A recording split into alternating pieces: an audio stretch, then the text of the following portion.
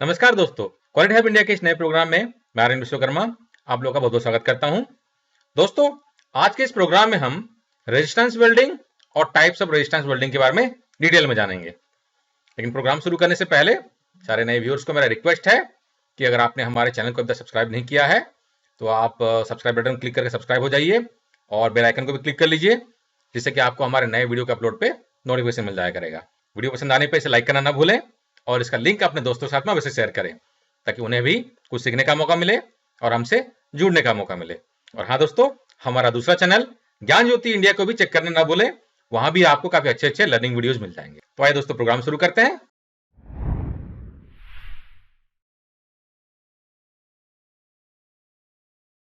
दोस्तों, resistance welding का जो डेवलपमेंट है ये अर्ली 1900 में किया गया था और रेजिस्टेंस वेल्डिंग करने के लिए ये जो प्रोसेस है इसमें हीट की जरूरत पड़ती है, जो कि इलेक्ट्रिकल रेजिस्टेंस के द्वारा दो कंपोनेंट में प्रेशर अप्लाई करके उसको जोड़ा जाता है। और रेजिस्टेंस वेल्डिंग करने के लिए हमें कंज्यूमेबल इलेक्ट्रोड, शील्डिंग गैस या फ्लक्स की जरूरत नहीं पड़ती है। दोस्तों, रेजिस्टेंस वेल्डिंग काफी सारे एडवांटेजेस हैं। एक तो ये है कि हाई वेल्डिंग रेट, इसमें आप काफी फास्ट रेट में प्रोडक्शन कर सकते हैं। इसमें धुआं कम निकलता है, जैसे कि बाकी वेल्डिंग में जैसे कि मिग वेल्डिंग होता है उसमें काफी गैस निकलता है, काफी धुआं निकलता है। इसके अलावा भी काफी सारे वेल्डिंग्स हैं जहां पर कि धुआं काफी निकलता है, तो इसमें धुआं बहुत ही नॉमिनल निकलता है। कॉस्ट इफेक्टिव वेल्ड मिलता है आपको। ऑटोमेशन करना काफी आसान होता है, इसमें फिलर मटेरियल की जरूरत नहीं पड़ती है और डिस्टोर्शन इसमें काफी कम होता है। लेकिन एडवांटेजेस के साथ साथ कुछ डिसएडवांटेज भी हैं इलेक्ट्रिकल रेजिस्टेंस वेल्डिंग में, उसे भी जान लेते हैं। इसमें इक्विपमेंट का कॉस्ट थोड़ा सा ज्यादा होता है। अगर डिसकंटिन्यूअस वेल्ड हो तो उसमें स्ट्रेंथ थोड़ा कम होता है। इसमें जो हम मटेरियल के थिकनेस का जो वेल्डिंग करते हैं उसमें कुछ लिमिटेशंस हैं। मैक्सिमम इसमें हम 6 mm तक के मटेरियल को वेल्ड कर सकते हैं। वैसे कुछ कंडीशन में हल्का फुल्का उससे ज्यादा भी होता है, लेकिन इक्विपमेंट की कॉस्ट काफी हाई हो जाती है। क्योंकि इक्विपमेंट का जो कॉस्ट होता है काफी हाई होता है और इक्विपमेंट भी थोड़े से कॉम्प्लिकेटेड होते हैं, इसलिए इसको मेंटेन करने के लिए स्किल्ड मैन पावर की जरूरत पड़ती है। दोस्तों, रेजिस्टेंस वेल्डिंग काफी तरह के होते हैं। आज जो हम जानने वाले हैं, हम आज 7 टाइप्स के रेजिस्टेंस वेल्डिंग के बारे में जानेंगे। तो पहला जो रेजिस्टेंस वेल्डिंग हम जानने वाले हैं वो है स्पॉट वेल्डिंग, फिर सीम वेल्डिंग, थर्ड जो है प्रोजेक्शन वेल्डिंग, फोर्थ जो है फ्लैश वेल्डिंग, फिफ्थ जो है स्टड वेल्डिंग, सिक्स जो है परक्यूशन वेल्डिंग और 7 जो है वो हाई फ्रीक्वेंसी रेजिस्टेंस वेल्डिंग के बारे में हम जानेंगे। तो 7 वेल्डिंग के बारे में आज हम जानने वाले हैं। आइए इन्हें एक एक करके समझते हैं। तो पहले ले लेते हैं स्पॉट वेल्डिंग। दोस्तों, रेजिस्टेंस स्पॉट वेल्डिंग करने के लिए 2 इलेक्ट्रोड का इस्तेमाल किया जाता है, जो कि दो मटेरियल को जो कि लैप जॉइंट में रहते हैं उसको प्रेशर अप्लाई करने के बाद में मोल्टन स्टेज तक लाते हैं और उसके बाद में वेल्ड जॉइंट क्रिएट होता है। और यहाँ पर टिपिकल फेजेस जो हैं रेजिस्टेंस स्पॉट वेल्डिंग के वो बताए गए हैं। तो पहले फेज में देखिए प्रेशर अप्लाई किया गया है, फिर करंट ऑन किया गया, फिर करंट को ऑफ किया गया, प्रेशर को ऑन रखा गया है और फोर्थ स्टेज में प्रेशर को रिलीज किया गया है। और प्रेशर रिलीज करने के बाद फिर इलेक्ट्रोड जो होते हैं वो एक दूसरे से अलग हो जाते हैं और वेल्ड नगट क्रिएट होता है। जो वेल्ड जॉइंट होता है, जो बीड क्रिएट होता है, उसे वेल्ड नगट कहते हैं। दोस्तों, रेजिस्टेंस स्पॉट वेल्डिंग करने के लिए जिस मटेरियल का हमें वेल्डिंग करना है, जो दो मटेरियल हमको वेल्डिंग करना है, उनके सर्फेसेस क्लीन होने चाहिए। उसमें रस्ट, डस्ट या ऑयल्स वगैरह नहीं होने चाहिए, नहीं तो आपका जो वेल्ड नगट है वो स्ट्रांग नहीं होगा, फ्यूजन स्ट्रांग नहीं होगा, तो वेल्ड फेलियर होने के चांसेस रहते हैं। और दोस्तों, यहां पर आप जो देख रहे हैं टिपिकल स्पॉट वेल्डिंग का क्रॉस सेक्शन है। ये 2 इलेक्ट्रोड है और ये 2 मटेरियल है जिसको कि लैप जॉइंट में वेल्ड किया जा रहा है। और वेल्डिंग करने के बाद में जो एरिया निकल के आ रही है रेड कलर में जो दिख रहा है, ये हीट अफेक्टेड जोन है, जहां पर कि वेल्ड होने के बाद में जो नगेट बनता है उसे वेल्ड नगेट कहते हैं। और दोस्तों, स्पॉट वेल्डिंग जो है ये काफी कॉमनली इस्तेमाल किया जाता है मैन्युफैक्चरिंग इंडस्ट्री में। इनफैक्ट ऑटोमोटिव इंडस्ट्री में जो ऑटोमोटिव के जो बॉडीज होते हैं उसमें सीट्स को ज्वाइन करने के लिए स्पॉट वेल्डिंग काफी कॉमनली इस्तेमाल किया जाता है। आइए दोस्तों, आप जानते हैं कि types of spot welding machine क्या क्या होते हैं। तो टिपिकली जो इंडस्ट्री में इस्तेमाल किए जाते हैं, सिंगल स्पॉट वेल्डिंग मशीन होते हैं और मल्टीपल स्पॉट वेल्डिंग मशीन होते हैं। और जैसे कि नाम बता रहा है, सिंगल स्पॉट मतलब एक बार में एक ही स्पॉट होगा, और मल्टीपल स्पॉट वेल्डिंग मशीन में एक बार में मल्टीपल स्पॉट हो सकते हैं। मल्टीपल मतलब 2 या 2 से अधिक स्पॉट हो सकते हैं एक बार में। और यहाँ पर आप जो पिक्चर देख रहे हैं ये सैंपल पिक्चर है, ये सिंगल स्पॉट वेल्डिंग मशीन का पिक्चर है और दूसरा जो है ये मल्टीपल स्पॉट वेल्डिंग का है। तो यहाँ पर आप देख सकते हैं कि मल्टीपल इलेक्ट्रोड्स हैं और यहाँ पर ये 2 इलेक्ट्रोड होते हैं जो कि सिंगल स्पॉट क्रिएट करते हैं और यहाँ पर मल्टीपल इलेक्ट्रोड्स हैं जो कि मल्टीपल स्पॉट क्रिएट करते हैं। और दोस्तों सिंगल स्पॉट वेल्डिंग मशीन जो होता है, ये typically 2 types of single spot welding machine का इस्तेमाल किया जाता है इंडस्ट्री में, जो होता है रॉकर आर्म टाइप और प्रेस टाइप। इसे भी जान लेते हैं। तो यहाँ पर आप जो देख रहे हैं पिक्चर, ये जो है काफी simple rocker arm spot welding machine है। ये सिंपलेस्ट वर्जन है स्पॉट वेल्डिंग मशीन का और मोस्ट कॉमनली इसको इस्तेमाल किया जाता है। और इसमें 2 आर्म होते हैं, उसमें 2 इलेक्ट्रोड होते हैं और टिपिकली जो नीचे वाला इलेक्ट्रोड होता है ये स्टेशनरी होता है और ऊपर वाला जो होता है ये मूविंग रहता है। और जिन पार्ट्स को वेल्ड करना होता है, जिन सीट्स को वेल्ड करना होता है, उन सीट्स को इलेक्ट्रोड्स के बीच में रखते हुए इस आर्म को मूव किया जाता है, जो कि करंट अप्लाई करता है, प्रेशर अप्लाई करता है और पार्ट को फ्यूज करता है। और दोस्तों ये दूसरा जो है ये है press type spot welding machine और ये काफी हैवी वेल्डिंग मशीन होता है, जो कि हैवी सेक्शन को वेल्ड करने के लिए इस्तेमाल किया जाता है। और इसमें भी मूवेबल इलेक्ट्रोड होता है, ऊपर वाला इलेक्ट्रोड जो होता है मूव करता है, नीचे वाला स्टेशनरी होता है। दोस्तों स्पॉट वेल्डिंग करने के लिए अच्छा स्पॉट के लिए, यानी कि अगर आपका जो नगट होता है, अगर नगट अच्छा चाहिए, उसके लिए कुछ स्पॉट वेल्डिंग के क्रिटिकल पैरामीटर्स होते हैं, हमको उसको मैनेज करना होता है। जो क्रिटिकल पैरामीटर्स होते हैं वो हैं इलेक्ट्रोड फोर्स और diameter of electrode contact surface, squeeze time, weld time, hold time, of time और करंट। अगर हम इसको प्रॉपरली मैनेज करेंगे तो हमारा वेल्डिंग अच्छा होगा। अब इनको जरा एक करके समझ लेते हैं। दोस्तों इलेक्ट्रोड फोर्स का जो पर्पस होता है कि जो 2 पार्ट हम जिनको कि वेल्ड करने वाले हैं उनको प्रेस करके स्क्वीज करना होता है। फोर्स काफी कैलकुलेटेड होना चाहिए, फोर्स इतना होना चाहिए कि वेल्ड प्रॉपरली हो। फोर्स अगर ज्यादा हो गया तो भी प्रॉब्लम है और फोर्स अगर कम रहेगा तो भी प्रॉब्लम होगा। दोस्तों जब इलेक्ट्रोड फोर्स इंक्रीज किया जाता है तो उसमें हीट एनर्जी जो होती है वो डिक्रीज होती है और इसका मतलब होता है हमें हायर इलेक्ट्रोड वेल्ड फोर्स की जरूरत पड़ती है हायर वेल्ड करंट प्रोड्यूस करने के लिए। और जब वेल्ड करंट हायर हो जाता है तो उसमें पार्ट्स और इलेक्ट्रोड्स के बीच में स्पैटर क्रिएट होने की चांसेस रहती है, जो कि डिफेक्ट क्रिएट कर सकता है। दोस्तों सही स्पॉट वेल्ड के लिए जो एडिक्वेट इलेक्ट्रोड फोर्स होता है वो है 19 न्यूटन पर mm स्क्वायर। लेकिन उसमें एक प्रॉब्लम है कि आपको इलेक्ट्रोड फोर्स जो है उसको ग्रेजुअली इंक्रीज करना होता है। आइए अब diameter of electrode contact surface के बारे में जानते हैं कि इलेक्ट्रोड का जो डायमीटर होता है वो कितना इंपॉर्टेंट पार्ट प्ले करता है। दोस्तों स्पॉट वेल्डिंग में जो नगट डायमीटर क्रिएट होता है उसको सिलेक्ट करने के लिए जो फॉर्मूला है वो है 5 into T to the power half 0.5 और टी जो है यहाँ पर वो सीट थिकनेस है। यानी कि इस रूल को अगर हम फॉलो करें और टी यानी कि सीट का थिकनेस को अगर हम 1 mm रखते हैं, यानी कि दोनों सीट का थिकनेस को अगर हम 1 mm रखते हैं, इसको ज्वाइन करना है, तो हमारा जो नगट डाया हो जाएगा वो हो जाएगा 5 mm का। दोस्तों जितना हमें नगट डायमीटर चाहिए होता है, हमें इलेक्ट्रोड कॉन्टैक्ट सरफेस जो होता है उसे थोड़ा सा बड़ा रखना होता है। जैसे कि फॉर एन एग्जांपल अगर आपको 5 mm का नगट डाया अगर चाहिए तो आपका जो इलेक्ट्रोड डाया है वो आपको 6 mm का रखना पड़ेगा। और जो 6 mm का जो इलेक्ट्रोड डाया होता है वो 0.5 से लेके 1.25 mm के थिकनेस के लिए सुटेबल होता है। और जो कॉन्टैक्ट डायमीटर होता है 6 mm का, ये ISO स्टैंडर्ड को भी कंफर्म करता है। आइए दोस्तों जानते हैं कि स्क्वीज टाइम क्या होता है। तो स्क्वीज टाइम जो होता है ये इनिशियल एप्लीकेशन, जब आप इलेक्ट्रोड फोर्स का अप्लाई करते हैं पार्ट पे और करंट पास ऑन होता है, उस टाइम को स्क्वीज टाइम कहते हैं। स्क्वीज टाइम काफी इंपॉर्टेंट होता है क्योंकि जब तक इलेक्ट्रोड फोर्स जो है वो पूरा अप्लाई नहीं हो जाए तब तक स्क्वीज टाइम उसको होल्ड करके रखता है। और एक बार पूरा प्रेशर अप्लाई हो जाता है उसके बाद में स्क्वीज टाइम आपका खत्म हो जाता है। फिर आता है वेल्ड टाइम। और दोस्तों वेल्ड टाइम जो होता है ये होता है कि जब हम वेल्डिंग करंट अप्लाई करते हैं मटेरियल में, जितने देर के लिए अप्लाई होता है उस टाइम को हम कहते हैं वेल्ड टाइम। और वेल्ड टाइम जो होता है, वेल्ड टाइम को हम मेजर करते हैं साइकिल्स ऑफ लाइन वोल्टेज में। और एक साइकिल जो होता है 1/50 ऑफ ए सेकेंड होता है 50 हर्ट्ज पावर सिस्टम में। आइए दोस्तों अब जानते हैं कि होल्ड टाइम क्या होता है। होल्ड टाइम को हम कूलिंग टाइम भी कहते हैं, जैसे कि नाम बता रहा है कूलिंग टाइम।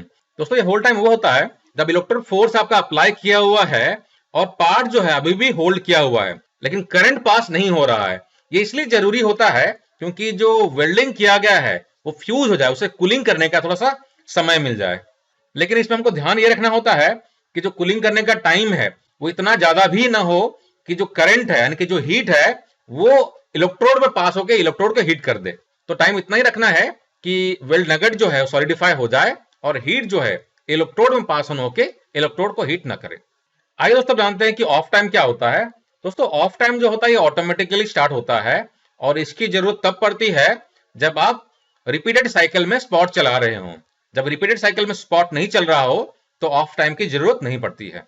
और जो ऑफ टाइम होता है बेसिकली इलेक्ट्रोड को वापस अपने पोजीशन में, पुराने पोजीशन में आने तक का जो समय लगता है उसे ऑफ टाइम कहते हैं। और दोस्तों लास्ट पैरामीटर जो है, इंपॉर्टेंट पैरामीटर है, वो है वेल्ड करंट। और वेल्ड करंट जो होता है, जब हम वेल्डिंग करते समय जो करंट अप्लाई करते हैं फ्यूजन के लिए, उसको हम वेल्ड करंट कहते हैं। और वेल्ड करंट को डिटरमाइन करने के लिए दो पैरामीटर हमको कंट्रोल करना होता है। तो पहला तो है ट्रांसफार्मर टैप स्विच, जो कि डिटरमाइन करता है कि maximum amount of weld current कितना अवेलेबल है, वो डिटरमाइन करता है। और दूसरा जो है परसेंटेज ऑफ करंट कंट्रोल, वो डिटरमाइन करता है कि percentage of available current to be use for making the weld. तो इन दोनों का हमको ध्यान रखना पड़ता है।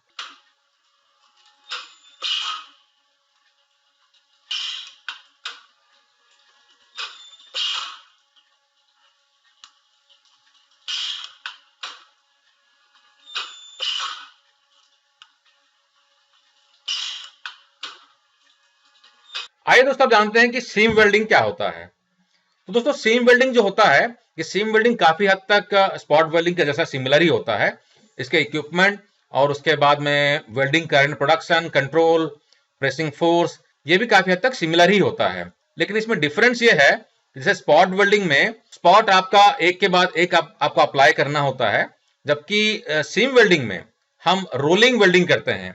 यानी कि रोलिंग वेल्डिंग व्हील रहता है जो कि कंटिन्यूअस वेल्ड क्रिएट करता है, जो कि पार्ट जिनको ज्वाइन करना होता है उसमें रोलर जो होता है कंटिन्यूअसली प्रेशर और हीट अप्लाई करता है और उसको रोल करता हुआ सील करता हुआ जाता है। इसको ये डायग्राम के हिसाब से समझते हैं। तो दोस्तों यहां पर आप जो देख रहे हैं, ये सीम वेल्डिंग का एग्जांपल है। ये काफी हाई स्पीड और क्लीन प्रोसेस है, जो कि कंटिन्यूअस टाइट वेल्ड करने के लिए इस्तेमाल किया जाता है। तो जैसे कि स्पॉट वेल्ड हमने देखा था, दो पार्ट दो सीट को जैसे कि वेल्ड करता है, सिमिलर तरीका यहां पर भी है। वहां पर दो स्ट्रेट इलेक्ट्रोड का इस्तेमाल किया जाता है, जबकि यहां पर जो है हम दो रोलर का इस्तेमाल करते हैं। बाकी सारा सिस्टम सेम ही है। तो यहाँ पर आप देख सकते हैं दोस्तों, यहाँ पर ये सीम वेल्डिंग किया जा रहा है। सीम वेल्डिंग का इस्तेमाल काफी रिगरसली फ्यूल टैंक में, ड्रम्स में और डोमेस्टिक रेडिएटर्स में किया जाता है। दोस्तों यहाँ पर आप देख सकते हैं कि ये जो फ्यूल टैंक है, फ्यूल टैंक को सीम वेल्डिंग से वेल्ड किया गया है। इसके जो एजेस होते हैं, ये रोलर के द्वारा कंटिन्यूअस इसमें वेल्ड नगेट्स क्रिएट होते हैं और ये लिक्विड और गैस टाइट वेल्ड क्रिएट करता है। दोस्तों सीम वेल्डिंग में जो इलेक्ट्रोड का इस्तेमाल किया जाता है, इलेक्ट्रोड जो होते हैं वो डिश शेप्ड रोलर्स होते हैं, अलग अलग शेप में आते हैं। यहाँ पर एग्जांपल के तौर पे कुछ शेप्स दिखाए गए हैं: flat electrode, single bevel, double bevel और कर्व शेप्ड। और इनका इस्तेमाल अलग अलग पर्पजेस के लिए किया जाता है। दोस्तों सीम वेल्डिंग में करंट काफी इंपॉर्टेंट रोल प्ले करता है और सही करंट डिटरमाइन करने के लिए जो कुछ फैक्टर्स का ध्यान रखना पड़ता है, उनमें से है types of material welding, speed of हमारा वेल्डिंग क्या रहेगा, थिकनेस ऑफ द जॉइंट्स, हम जो सीट्स का वेल्डिंग करने वाले हैं उसका थिकनेस क्या है, and use of water for cooling. इन सब का हमें कंसिडर करना पड़ता है सही करंट लेवल डिटरमाइन करने के लिए। लेकिन दोस्तों ऐसा कुछ सेट रूल नहीं है कि करंट कितना होना चाहिए। तो इंडस्ट्री में क्या होता है, जनरली ट्रायल और एरर के द्वारा बेस्ट करंट को डिटरमाइन किया जाता है।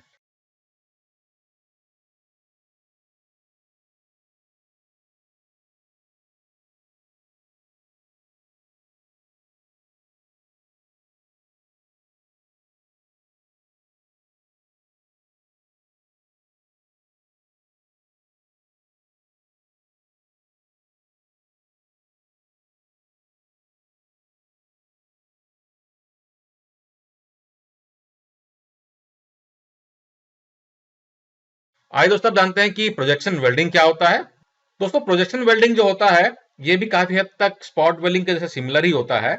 इक्विपमेंट और सारा सेटअप भी सिमिलर होता है, लेकिन इसमें अंतर ये होता है कि जिन पार्ट्स का हमको प्रोजेक्शन वेल्डिंग करना होता है, तो पार्ट्स में जनरली क्या होता है, पार्ट्स में छोटे छोटे बीड्स होते हैं। तो प्रेशर जब अप्लाई किया जाता है, तो प्रेशर बीड्स के थ्रू से दूसरे पार्ट में ट्रैवल करता है और यहां पर लोकलाइज हीट क्रिएट होता है और फ्यूज होकर मटेरियल ज्वाइन करता है। तो इस डायग्राम में आप जो देख रहे हैं कि दो इलेक्ट्रोड है और दोनों प्रेशर अप्लाई कर रहे हैं, और ये जो दो पीसेस हैं जहां पर कि प्रोजेक्शन वेल्ड करना है, इस पार्ट में देखिए दो बीड्स हैं जो कि वेल्ड होने के बाद में यहां पर फ्यूज होके वेल्ड नगेट क्रिएट कर रहे हैं। और दोनों जो इलेक्ट्रोड होते हैं ये कॉपर अलॉय के बने होते हैं और इसमें वाटर सर्कुलेशन होता है कूलिंग करने के लिए। तो दोस्तों प्रोजेक्शन वेल्डिंग में हम इलेक्ट्रिकल रेजिस्टेंस का इस्तेमाल करते हैं, जो कि एक या एक से अधिक एम्बॉसिंग को स्क्वीज करके मटेरियल के सरफेस में नगेट क्रिएट करता है। और नगेट जो होते हैं वो सिमिलर होते हैं स्पॉट वेल्डिंग के जैसे ही। और सक्सेसफुल प्रोजेक्शन वेल्डिंग के लिए हमको कुछ फैक्टर्स का ख्याल रखना पड़ता है। उसमें से 3 फैक्टर मैंने यहाँ बताए हुए हैं। पहला तो है कि projection should be stiffen up, जो इम्बोसिंग है जिसको कि हम प्रेशर डाल के स्क्वीज करके हम वेल्ड करने वाले हैं, वो उतना स्टिफ होना चाहिए कि जब प्रेशर अप्लाई किया जाए तो टूटे नहीं। और जो प्रोजेक्शंस होते हैं उसमें सफिशिएंट मास होना चाहिए ताकि वो हीट ट्रांसफर को ले सके और स्पॉट को क्रिएट कर सके। और जो थर्ड एलिमेंट है कि प्रोजेक्शन जो है वो प्रॉपरली कोलैप्स होना चाहिए। जो बीड्स होते हैं जो कि स्पॉट क्रिएट करते हैं वो कोलैप्स होने चाहिए प्रॉपरली और टूट के बिखरने नहीं चाहिए, नहीं तो प्रॉब्लम क्रिएट होगा। और दोस्तों प्रोजेक्शन वेल्डिंग का जो इस्तेमाल होता है, पहले तो मशीन देख लीजिए। मशीन जो है टिपिकल जो स्पॉट वेल्डिंग मशीन होते हैं उसी तरह के ही होते हैं। सारा सेटअप सारा लगभग सिमिलर ही होता है। दोस्तों रेजिस्टेंस प्रोजेक्शन वेल्डिंग का जो इस्तेमाल होता है उसका इस्तेमाल नट्स और बोल्ट्स को वेल्ड करने के लिए सीट्स में किया जाता है।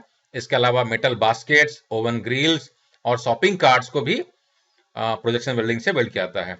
जो मशीन का सेटअप आप देख सकते हैं कि स्पॉट वेल्डिंग के जैसा ही है, सिमिलर ही रहता है, कुछ खास अंतर नहीं रहता है।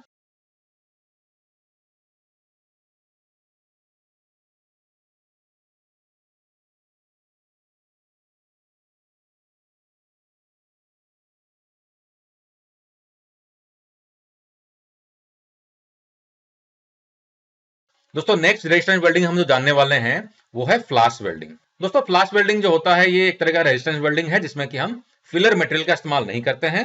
दोस्तों फ्लाश वेल्डिंग में जो मटेरियल को हमको ज्वाइन करना होता है उनको हम एक प्री डिटरमाइंड डिस्टेंस में हम उनको होल्ड करते हैं और प्रेशर अप्लाई होता है। प्रेशर अप्लाई करने के बाद में वहां पर हीट क्रिएट होता है जो कि मटेरियल को मोल्टन स्टेट में लाके, प्लास्टिक स्टेट में लाके जो प्रेशर अप्लाई होता है उसके बाद में उसको फ्यूजन होता है। दोस्तों यहाँ पर हमने basic steps of flush welding explain किया हुआ है 4 स्टेप में। तो पहला स्टेप जो है इसमें हमने देखिए पार्ट्स को हमने प्रॉपरली क्लैम्प किया हुआ है और सेकेंड स्टेज में हम यहाँ पर उसको एक दूसरे के करीब में लाते हैं और करंट पास ऑन करते हैं, प्रेशर अप्लाई होता है, उसके बाद में फ्लैश क्रिएट होता है और फ्लैश क्रिएट होने के बाद में ये मटेरियल मोल्ड होते हैं, प्लास्टिक स्टेट में आते हैं और एक दूसरे से फ्यूज होते हैं। उसके बाद में करंट को टर्मिनेट किया जाता है और फिर पार्ट्स को अलग किया जाता है। और दोस्तों यहाँ पर आप जो देख रहे हैं ये फ्लैश वेल्डिंग मशीन का टोटल सेटअप है। ये 2 इलेक्ट्रोड हो गया, ये पार्ट्स को क्लैम्प किया गया है और ये फिक्स पैटर्न्स हैं और यहाँ पर वेल्डिंग ट्रांसफार्मर है और ये फ्लेक्सिबल लीड है और यहाँ से फोर्स अप्लाई किया जा रहा है और यहाँ पर फ्लैश वेल्डिंग हो रहा है, हाई करंट अप्लाई किया जा रहा है और काफी ज्यादा स्पार्क क्रिएट हो रहा है। आइए दोस्तों अब आप लोगों को मैं common types of flash welding के बारे में बताता हूँ। मैं आपको 3 तरह के फ्लैश वेल्डिंग के बारे में बताऊंगा। तो पहला जो है वो एक्सियली अलाइंड वेल्ड है। इसमें जो पार्ट्स होते हैं एक दूसरे के एक्सियली अलाइंड रहते हैं और एक साइड जो रहता है वो फिक्स्ड रहता है और दूसरा साइड जो रहता है इसमें मूवेबल रहता है।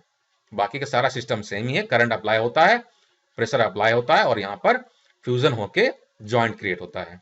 दूसरा जो है ये रिंग टाइप फ्लैश वेल्डिंग है और इसमें भी सिस्टम सेम ही रहता है। एक साइड में फिक्स पैटर्न है, दूसरा मूवेबल पैटर्न है और उसमें सर्कुलर पार्ट्स को हम फ्यूजन करके वेल्ड करते हैं। और यहाँ पर ये वेल्डिंग के बाद का क्रॉस सेक्शन दिखाया गया है, यहाँ पर ये वेल्ड जॉइंट क्रिएट हुआ है।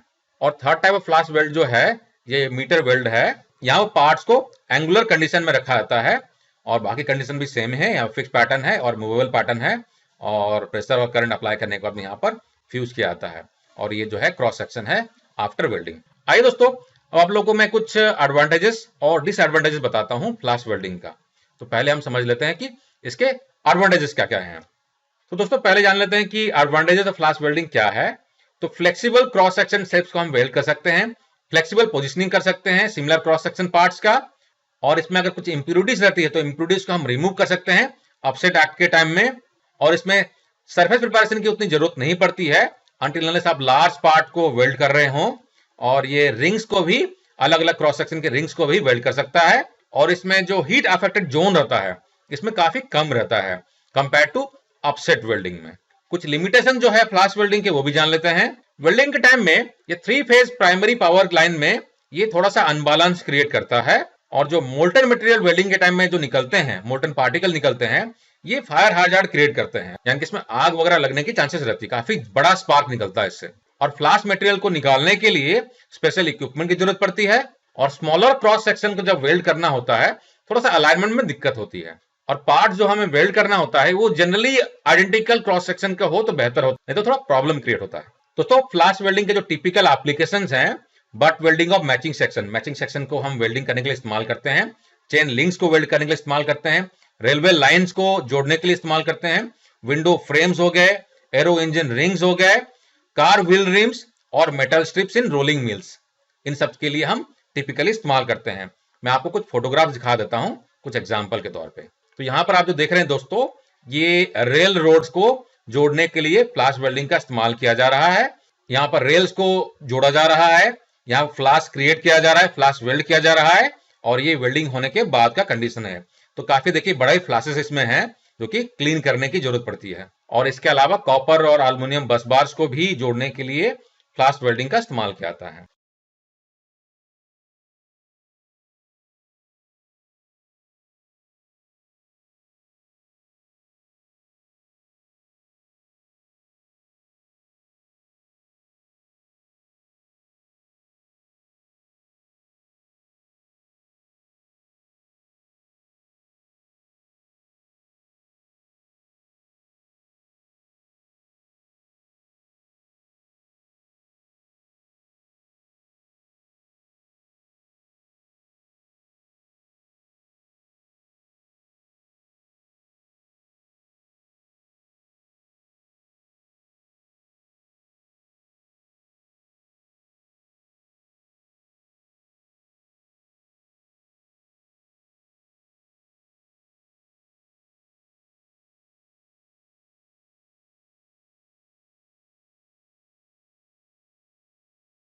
आइए दोस्तों जानते हैं कि स्टर्ड वेल्डिंग जो एक तरह का रेजिस्टेंस वेल्डिंग ही है, ये क्या है। दोस्तों स्टर्ड वेल्डिंग जो है ये भी एक तरीके का फ्लास वेल्डिंग प्रोसेस ही है, लेकिन इसमें होता क्या है कि जो सीड से जो बॉडी होता है जिसमें हमको स्टर्ड वेल्डिंग करना होता है, जनरली उसमें कुछ प्री फॉर्म पार्ट्स जैसे कि नट्स होते हैं या बोल्ट्स होते हैं, हम उसको बेस मटेरियल में जोड़ते हैं। और इसमें जो हम फास्टनर का इस्तेमाल करते हैं वो जनरली टिपिकली थ्रेडेड, अनथ्रेडेड और टैप्ड के कंडीशन में फॉल करते हैं। और काफी सारी जगहों में ऑटोमेशन का भी इस्तेमाल होता है, जहां पर कि जो बोल्ट्स वगैरह जो स्टड वेल्डिंग करना होता है उसको मशीन से ऑटोमेटिकली फीड किया जाता है और वेल्डिंग इक्विपमेंट का इस्तेमाल करके उसको जोड़ा जाता है। टिपिकली ऑटोमोटिव इंडस्ट्री में जहां पर काफी हाई वॉल्यूम में स्टड वेल्डिंग का इस्तेमाल किया जाता है उसमें काफी हद तक ऑटोमेशन मिलता है, जहां पर कि नट और या जो स्टड्स वगैरह रहते हैं उसको ऑटोमेटिक इक्विपमेंट से फीड किया जाता है। दोस्तों स्टड वेल्डिंग में हम जो इलेक्ट्रोड का इस्तेमाल करते हैं ये काफी तरह के हो सकते हैं।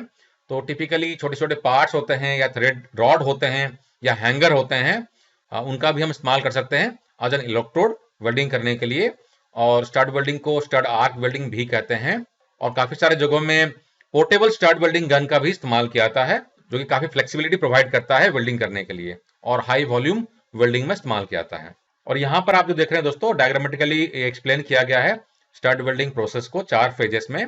तो पहला फेज जो है आप देख सकते हैं यहाँ पे जो सेरामिक फेरूल है उसको वर्कपीस में जोड़ा जा रहा है। तो पहले यहाँ पर पुश किया गया, प्रेशर अप्लाई किया गया स्टड के द्वारा, और दूसरे फेज में यहाँ पर आर्क क्रिएट हो रहा है सेरामिक फेरूल और पार्ट के बीच में। और थर्ड फेज में जो आर्क है ये मोल्टन वेल्ड मटेरियल में क्रिएट हो रहा है, यानी कि जो फेरूल है वो पार्ट में फ्यूज हो रहा है।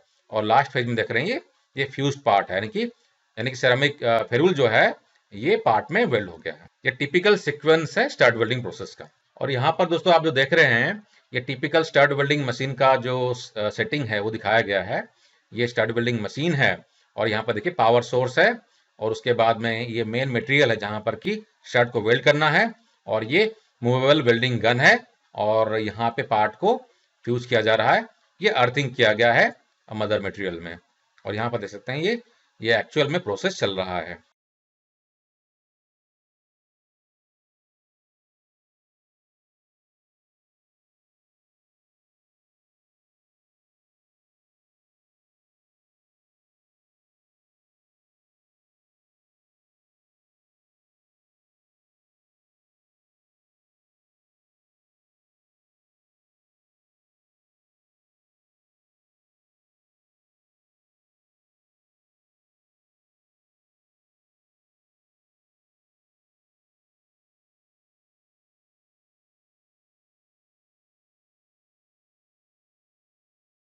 आइए दोस्तों आप जानते हैं कि परक्यूशन वेल्डिंग क्या होता है। दोस्तों परक्यूशन वेल्डिंग जो होता है और बाकी वेल्डिंग हमने जो देखा इसमें जो मेजर डिफरेंस है कि परक्यूशन वेल्डिंग जो है डिसिमिलर मेटल को भी जोड़ सकता है। और परक्यूशन वेल्डिंग के टाइम में हाई टेम्परेचर आर्क क्रिएट होता है जो कि डिसिमिलर मटेरियल को भी जोड़ सकता है।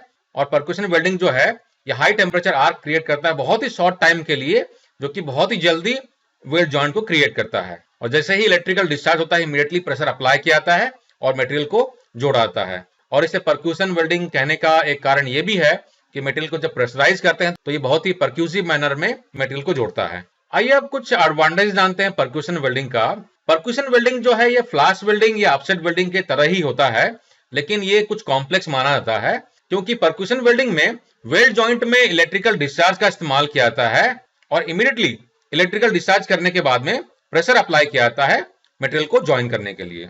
परक्यूशन वेल्डिंग का जो इस्तेमाल किया जाता है डिसिमिलर मटेरियल को जोड़ने के लिए इस्तेमाल किया जाता है और उन कंडीशन में इस्तेमाल किया जाता है जहां पर कि हम फ्लैश इस्तेमाल नहीं कर सकते हैं। और जो स्मॉल क्रॉस सेक्शनल मटेरियल्स रहते हैं उनको जोड़ने के लिए भी परक्यूशन वेल्डिंग का इस्तेमाल किया जाता है। कुछ और एडवांटेजेस है परक्यूशन वेल्डिंग के दोस्तों, उसमें से एक तो है कि इसमें जो हीट अफेक्टेड जोन रहता है ये काफी कम रहता है और इसमें जो साइकिल टाइम रहता है ये काफी कम रहता है, यानी कि साइकिल टाइम जो होता है ये 16 मिली सेकेंड तक हो सकता है, इतना कम रहता है। तो आपकी प्रोडक्टिविटी काफी फास्ट रहती है इसमें।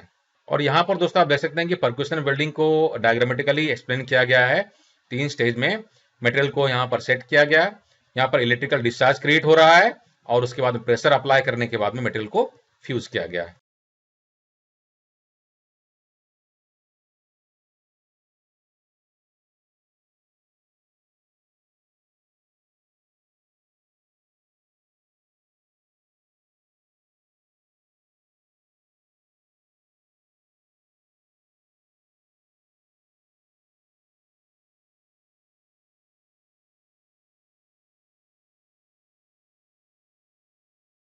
दोस्तों आप जानते हैं कि हाई फ्रीक्वेंसी रेजिस्टेंस वेल्डिंग क्या होता है। दोस्तों हाई फ्रीक्वेंसी रेजिस्टेंस वेल्डिंग जैसा कि नाम बता रहा है इसमें काफी हाई फ्रीक्वेंसी का रेजिस्टेंस इस्तेमाल किया जाता है और जो टिपिकल फ्रीक्वेंसीज होती है वो 80 से लेके 800 किलो हर्ट्ज तक का हो सकता है। और इसके लिए solid state inverter power source का इस्तेमाल किया जाता है। इसका की आउटपुट रेंज जो है 50 टू 1800 किलोवाट तक हो सकता है। और दोस्तों हाई फ्रीक्वेंसी रेजिस्टेंस वेल्डिंग में जो करंट फ्लो होता है ये ऊपरी सरफेस में काफी ऊपरी सरफेस में फ्लो करता है जिसको कि स्किन इफेक्ट भी कहते हैं।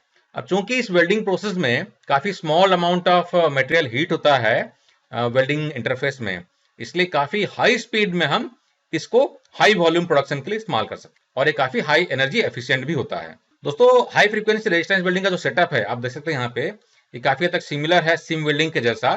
इसमें भी रोलर्स हैं जो कि रोल कर रहे हैं इन मटेरियल को ट्यूब के फॉर्म में और यहाँ पर करंट अप्लाई हो रहा है और यहाँ पर कंटिन्यूअस वेल्ड क्रिएट हो रहा है। लेकिन यहाँ पर डिफरेंस यह है कि यहाँ पर जो फ्रीक्वेंसी इस्तेमाल की जाती है वो काफी हाई लेवल का होता है और इसका जो टिपिकल एप्लीकेशंस है वो रोल फॉर्मिंग ऑफ ट्यूब्स में इस्तेमाल किया जाता है। आइए अब जानते हैं कुछ एडवांटेजेस और कुछ limitations high frequency resistance welding के। और सबसे बड़ा एडवांटेजेस जो है हाई फ्रीक्वेंसी रेजिस्टेंस वेल्डिंग का कि काफी सूटेबल है हमारे हाई स्पीड वेल्डिंग करने के लिए। लार्ज रेंजेस ऑफ मटेरियल, अलग अलग तरह के मटेरियल्स को हम इसमें वेल्ड कर सकते हैं जैसे कि स्टील्स हो गए, स्टेनलेस हो गए, एल्युमिनियम हो गए, कॉपर हो गए, ब्रास और टाइटेनियम। इनको हम सक्सेसफुली इस प्रोसेस से हम जोड़ सकते हैं।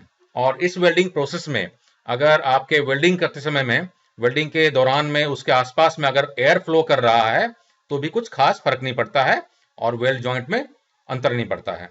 लेकिन हाँ अगर आप टाइटेनियम को वेल्ड करने के लिए शिल्डिंग गैस के रूप में आर्गन का इस्तेमाल कर रहे हैं तो हो सकता है कि अगर हवा चल रही हो तो प्रॉब्लम होगा। और दोस्तों इसमें सबसे बड़ा लिमिटेशन जो है कि आप इसको स्लो स्पीड में इस्तेमाल नहीं कर सकते हैं, इसको मैनुअल प्रोसेस में आप इस्तेमाल नहीं कर सकते हैं और जहां पर आप इसको बंद करके रीस्टार्ट करने की कोशिश करेंगे तो इसमें जो डिसकंटिन्यूटी रहती है यानी जो प्रॉब्लम रहेगा या डिफेक्ट रहेगा वो क्लियरली विजिबल रहेगा जो कि एक प्रॉब्लम है और उस डिसकंटिन्यूटी को रिपेयर करना भी मुश्किल होता है। और दोस्तों हाई फ्रीक्वेंसी रेजिस्टेंस वेल्डिंग का जो एप्लीकेशंस है इसको पाइप और ट्यूबिंग में इस्तेमाल किया जाता है जो कि काफी हाई वॉल्यूम में मास प्रोडक्शन करने के लिए इस्तेमाल किया जाता है।